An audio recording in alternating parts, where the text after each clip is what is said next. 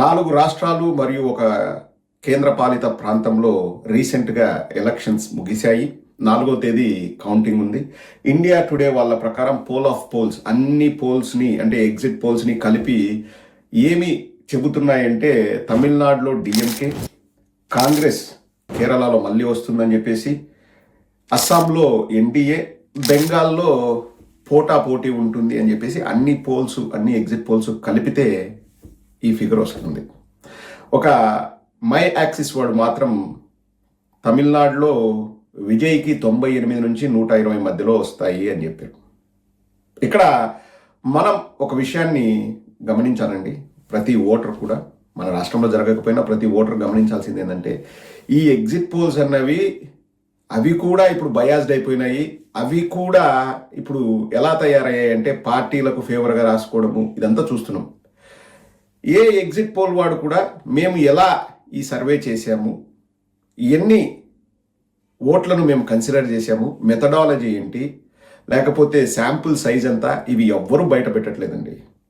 సమస్య ఏంటంటే, ఏదైనా కానీ ఒక వృత్తి సక్సెస్ అయింది అంటే పని బాట లేనోడు ఆ వృత్తిలోకి వెళ్ళిపోయి నేను సెఫాలజిస్టు, నేను అనలిస్టు, నేను ప్యానలిస్టు, నేను అది ఇది అని చెప్పేసి బాగా తయారవుతున్నారు.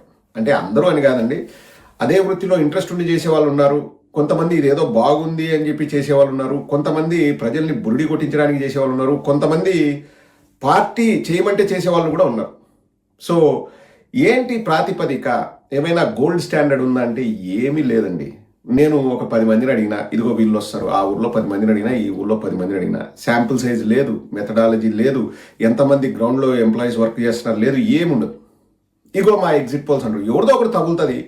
ఇప్పుడు 2024 ముందు నాకు బలమైన అనుమానం ఏంటంటే, ఆ కేకే అనే వ్యక్తి నాకు తెలిసినంత వరకు అండి, అతని శాంపుల్ సైజ్ చాలా చిన్నది, అతనే చెప్పాడు. అండ్ ఆరామ్ అస్థాన్కు చూసుకుంటే చాలా చిన్న శాంపుల్ సైజ్, అది ఎంత అనేది మనకు తెలియదు. బట్ నాకు తెలిసింది ఏంటంటే, వేరే వాళ్ళ దగ్గర నుంచి అతనికి ఉప్పందింది అన్నది నాకు వచ్చిన ఇన్ఫర్మేషన్. అది కరెక్ట్ అయి ఉండొచ్చు, రాంగ్ అయి ఉండొచ్చు. సో ఒక ఫిగర్ చెప్పేసాడు, ఇది నువ్వు చెప్పు, నీకెందుకు, మేము ఉన్నాం కదా అంటే అతను చెప్పేసి. తర్వాత ఏ ఎలక్షన్లో కూడా అతను చెప్పింది కరెక్ట్ కాలేదు. హర్యానాలో బిస్కెట్ అయింది, ఇంకా 1-2 చోట్ల చెప్పాడు, అన్నీ పోయాయి. అంటే వీటిని నమ్మచ్చా నమ్మకూడదా అంటే 2 విధాలుగా ఆలోచించాలండి. ఒకటి, వాళ్ళు ఏ విధంగా చేశారు, అందులో వాస్తవాలు ఉన్నాయా లేదని ఆలోచిస్తే. 2, వాళ్ళు నిజంగా మంచి చేసిన ఇలకత మఫిలియా జరిగింటే 6 గంటల తర్వాత ఓట్లు గుద్దుకోవడమో లేకపోతే ఈవీఎంలో వాట్ ఎవర్ ఇట్ ఈస్, అప్పుడు కూడా ఎగ్జిట్ పోల్స్ మొత్తం తప్పయ్యే అవకాశం ఉంది. హర్యానాలో అవుట్ రైట్గా ఎగ్జిట్ పోల్స్ మొత్తం క్లీన్ స్వీప్ అయిపోయినాయి. అంటే మనం ఆలోచించాల్సిన అవసరం ఉంది. మహారాష్ట్రలో అట్లే జరిగింది, మధ్యప్రదేశ్లో అట్లే జరిగింది. సో ఇక్కడ 3వ విషయం కూడా ఒకటి చాలా ఇంట్రెస్టింగ్ థింగ్ ఉందండి. బీజేపీ వాళ్ళ రిజల్ట్స్ చూస్తే గత 5 ఏళ్లలో, గత 10 ఏళ్లలో చాలా ఇంట్రెస్టింగ్గా మనకు కొన్ని అనిపిస్తాయి. ఇప్పుడు 3 రాష్ట్రాల్లో ఒకేసారి ఎన్నికలు జరిగాయి అనుకోండి, 2 పెద్ద రాష్ట్రాలు బీజేపీ కొట్టేస్తుంది, ఒక చిన్న రాష్ట్రాన్ని కాంగ్రెస్కో లేకపోతే వీళ్ళకో వదిలేస్తారు, అక్కడున్న రీజనల్ పార్టీకో. ఇదే జరుగుతుంది. ఇప్పుడు మీరు ఏదైనా 3-4 రాష్ట్రాల్లో ఎన్నికలు జరిగినప్పుడు 2 పెద్ద రాష్ట్రాలు అయితే ఖచ్చితంగా బీజేపీ కొడుతుంది. మళ్ళీ ఏంది, ఈ ఎగ్జిట్ పోల్స్ అంచనాల్ని తలకిందులు చేస్తూ బీజేపీ కొడుతుంది, ఒక చిన్న రాష్ట్రాన్ని కాంగ్రెస్కో అక్కడున్న రీజనల్ పార్టీకో వదిలేస్తారు. ఇది అంటే ఎన్నికల సరళిని చూస్తే గత 5 ఏళ్లలో 10 ఏళ్లలో ఇదే జరుగుతుంది. ఇప్పుడు చాలా ఇంట్రెస్టింగ్, ఇప్పుడు అస్సాంలో మళ్ళీ ఎన్డీఏ వస్తున్నారు, దట్స్ ఫైన్. అలాగే ఇక్కడ బీజేపీ వాళ్ళకి ఇది ట్రికీ, ఎందుకంటే బెంగాల్లో ఇంతకుముందు బీజేపీ లేదు, అక్కడ మమతా బెనర్జీ గారు వెరీ స్ట్రాంగ్ ఉన్నారు. అక్కడ 50-50 అంటున్నారు, లేకపోతే హోరీ పోర్ అంటున్నారు, కొందరేమో మమతా బెనర్జీ అంటున్నారు, కొందరు ఎన్డీఏ అంటున్నారు. ఇక్కడ మనకు గమనించాల్సింది ఏంటంటే 90% పైన పోలింగ్ జరిగింది. సో ఏం జరిగింది అన్నది, ఎలా 90% పోల్ అయింది అన్నది, మంచిగానే అంటే సంతోషం, ప్రజాస్వామ్యాన్ని కాపాడిన వాళ్ళు అవుతారు అందరూ. లేదు ఇలకత మఫిలియా జరిగిందంటే ఇంకా భారతదేశాన్ని ఎవడూ కాపాడలేడు. అండ్ ఇక్కడ తమిళనాడులో ఏ ఎగ్జిట్ పోల్ కూడా ఏఐడిఎంకే బీజేపీ వాళ్ళ టీం వస్తుందని చెప్పట్లేదు. కేరళలో కాంగ్రెస్ వస్తుంది అంటున్నారు. సో ఇది ఒక రకంగా చెప్పాలంటే బీజేపీ వాళ్లకు ఛాలెంజింగ్ అనే చెప్పాలి. ఇప్పుడు మామూలుగా 3 రాష్ట్రాల్లో జరిగితే 2 బీజేపీ వాళ్ళు తీసుకుంటారు, ఒక చిన్నది వేరే వాళ్ళకి ఇస్తారు. కానీ ఇక్కడ 4 రాష్ట్రాలు, అందులోనూ చెప్పాలంటే పెద్ద రాష్ట్రం బెంగాల్ అండ్ తమిళనాడు, నెక్స్ట్ కేరళ, మళ్ళీ అస్సాం. సో చిన్న రాష్ట్రంలో బీజేపీ గెలిచి మిగతా 3 రాష్ట్రాలు వాళ్ళ అధికారంలోకి రాకపోతే వాళ్లకు పెద్ద దెబ్బే అని చెప్పాలి. అండ్ ఆల్సో రీసెంట్గా ఢిల్లీలో జరిగిన పార్లమెంటులో జరిగిన ఈ పునర్విభజన దానిపైన డిఎంకే ఆపోజిట్గా పోరాడి వాళ్ళు విపరీతంగా ప్రచారం చేశారు తమిళనాడులో. ఢిల్లీని ఓడించాం మనము, బీజేపీలు రాకూడదు అని. పైగా తమిళనాడులో ఏంటంటే వాళ్ళు బీజేపీకి డెడ్ అగెయిన్స్ట్. వాళ్ళు ఏంటంటే బీజేపీ వాళ్ళు వస్తే మా తమిళం కాదని హిందీ రుద్దుతారు అనేది తమిళనాడు వాళ్ళకి క్లియర్గా అది. వాళ్ళకి తమిళనాడు వాళ్ళకి ఆ భాష మీద ప్రేమ, ప్రాంతం మీద ప్రేమ ఎక్కువ వాళ్ళకి. సో నాకు తెలిసి తమిళనాడులో సర్ప్రైజింగ్ రిజల్ట్ వచ్చి విజయ్ వచ్చినా ఆశ్చర్యపోవాల్సిన అవసరం లేదు, అలాగే డిఎంకే వచ్చినా ఆశ్చర్యపోవాల్సిన అవసరం లేదు. కానీ ఏఐఏడిఎంకే బీజేపీ వచ్చిందనుకోండి, ఖచ్చితంగా అనుమానాలే లేవు. ఇంకా బెంగాల్లో 90% ఓటింగ్ జరిగిందన్నారు. ఎట్లా జరిగిందో మనకు తెలీదు. అండ్ కేరళలో బీజేపీ వచ్చే ఛాన్సే లేదు, నో డౌట్ అబౌట్ ఇట్. ఎందుకంటే ఎల్డిఎఫ్, యూడిఎఫ్ ఉన్నారు, వాళ్ళల్లో ఒకరు వస్తారు. సో ఏ తర్వాత చూస్తే బీజేపీకి ఇది దెబ్బ లాంటిదే. ఇంకా మన రాష్ట్ర రాజకీయాలకు సంబంధించి మనం ఆలోచిస్తే చంద్రబాబు నాయుడు వెళ్ళి విస్తృతంగా ఏఐఏడిఎంకే అండ్ బీజేపీ తరఫున ప్రచారం చేశాడు.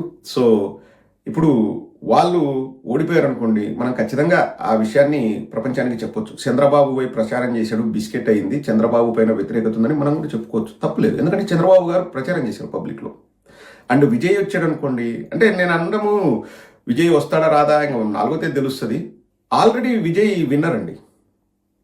ఎంతమంది మేము పొత్తు పెట్టుకుంటాం అన్నా నేను ఎవరితో పొత్తు పెట్టుకుని నేను సింగిల్గా వస్తాను అని చెప్పేసి 234 నియోజకవర్గాల్లో సింగిల్గా పోటీ చేశాను.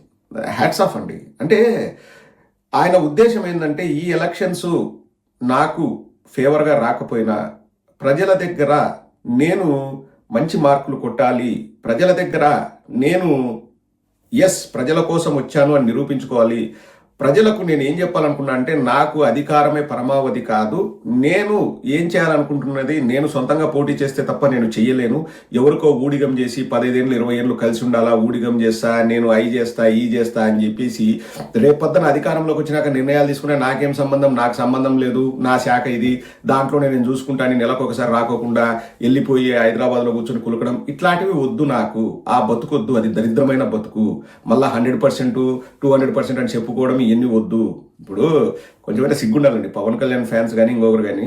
100% అంటారు. ఏడా 100% రా? 21%, 21 కూడా కాదు, 100కి 21%. 175లో 21 అంటే 15% నువ్వు పోటీ చేసినావు. 100 సీట్లలో నువ్వు పోటీ చేయాలి అంటే 100% సీట్లలో పోటీ చేయలే, 15% సీట్లలో పోటీ చేసినావు. 175 కానీ 21 చేసినావు. ఆ 21లో ఓన్లీ జనసేన వాళ్ళు ఓటేసింటే సరే బా 100% స్ట్రైక్ రేట్ అనుకోవచ్చు. తెలుగుదేశం వాళ్ళది సింహభాగం ఉంటుంది, బీజేపీ వాళ్ళు ఓటేశారు, జనసేన వాళ్ళు ఓటేశారు. ఇంతమంది ఓటేసి పొడిస్తే కానీ మీరు గెలిచిన మళ్ళీ 100% అంటారు. సరే 100% గుండెల మీద చేసుకొని ఓన్లీ జనసైనికులు ఓటేస్తే గెలిచినారు 100%.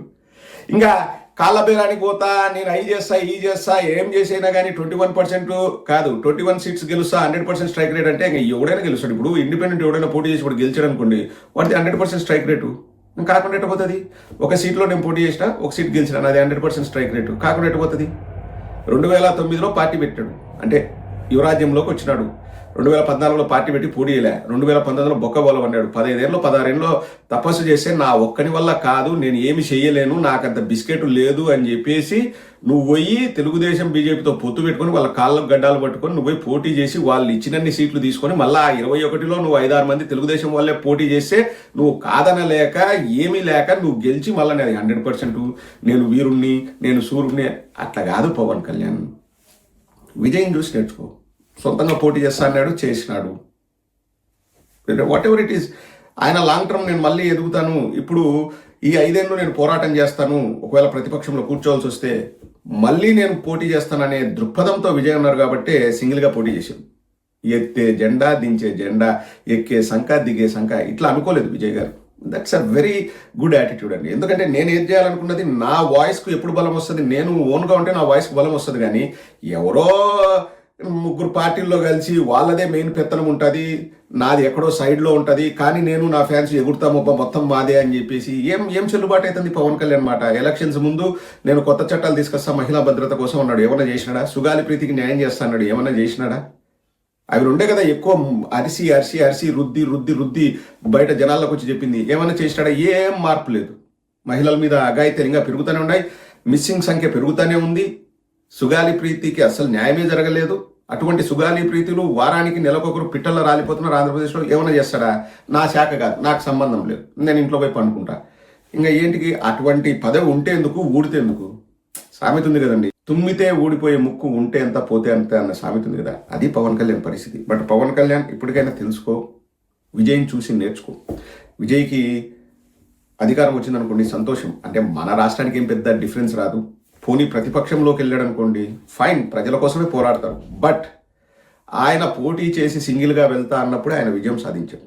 Really hats off to Vijay and his team. What ever it is, 4వ తేదీ రిజల్ట్స్ వస్తాయి. నాకు కూడా చాలా ఇంట్రెస్టింగ్గా ఉంది ఏం జరుగుతుంది from BJP's point of view. ఎందుకంటే 3-4 చోట్ల పోటీ చేస్తే చిన్న రాష్ట్రం తప్ప మిగతా మేమే కొడతామన్నది బీజేపీ వాళ్ళ నైజం. ఇది చాలా డిఫరెంట్ ఎలక్షన్. బెంగాల్ కష్టం, తమిళనాడు కష్టం, కేరళ కష్టం, అస్సాంలో ఒకటి రావచ్చు, అది చిన్న రాష్ట్రం. ఇప్పుడు అటైంది అనుకోండి బీజేపీకి దెబ్బే. ఒకవేళ ఇటైంది అనుకోండి ఇంకా లోగుట్టు పెరుమాళ్ కెరక.